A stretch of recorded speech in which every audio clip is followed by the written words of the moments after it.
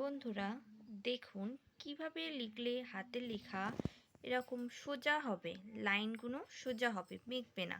আমরা অনেক সময় লিখি কিন্তু লাইন বেঁকে যায়, কিন্তু এভাবে লিখলে দেখবেন আপনাদের হাতের লাইন লেখা বেঁকবে না, লাইনগুলো সোজা হবে এবং হাতের লেখাটাও সুন্দর লাগবে।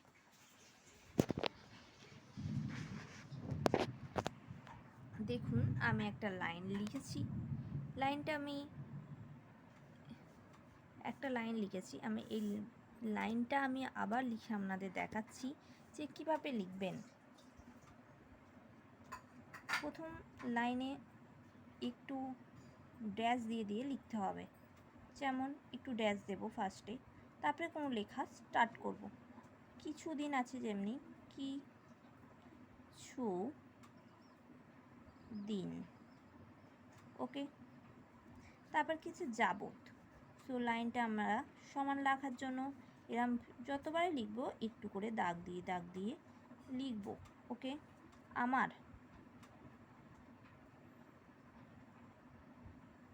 এই যে যখন লিখব আমাদের একটু লক্ষ্য রাখতে হবে লাইনটা যেন সোজা হয়, একটু লক্ষ্য রাখতে হবে যেন বেঁকে না যায়।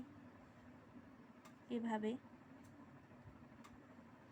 এরকম দাড়ি কেটে আমরা লিখি, তাহলে লেখাটা দেখবেন খুব সহজ হয়ে যাচ্ছে এবং লাইনটাও বেঁকছে না এবং হাতের লেখাটাও সুন্দর হচ্ছে।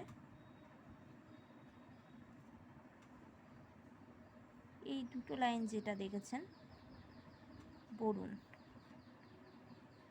দেখুন একটু দাড়ি কেটে লিখলে এবং একটু আগে লেখার আগে কোনো ওয়ার্ড লেখার আগে একটু দাড়ি কেটে নিলেন, তাহলে কি হয়, লেখাটা সোজা হয়।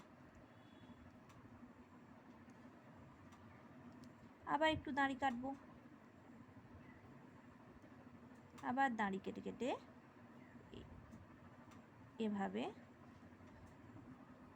লিখতে থাকবো, তাহলে কি হবে, লেখাটাও সুন্দর লাগবে এবং লাইনগুলো সোজা হবে। কোনো ওয়ার্ড লেখার আগেই আমরা এরকম একটা দাড়ি কেটে নেব। মনে করুন আমি লিখলাম গবেষণা, ওকে। এরকম আগে কি লিখবো, দাড়ি দিলো, হ্যাঁ দাড়ি দিয়ে গ লিখবো, ঠিক আছে। গটা সুন্দর করে লিখতে হবে। বে কি করবো, এরকম একটা দাড়ি দিয়ে এখান থেকেই স্টার্ট করব। বে সোনা, পেট কাটা মূর্ধন্যয়ে আবার একটা দাড়ি দিয়ে আকার, ওকে। তাহলে গবেষণা এভাবে হলো পদ্ধতি।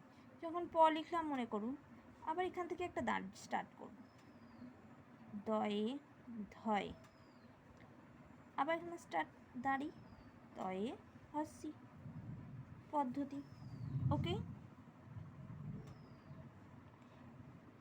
বিষয়ে লেখার জন্য এবার বিষয়ে কতটা যখন লিখবো একটু দাঁড়িয়ে দেবো, বয় হস্যি, পেট কাটা মূর্ধন্যস্য, আবার এরম দাঁড়িয়ে অন্তস্তয়ে একার।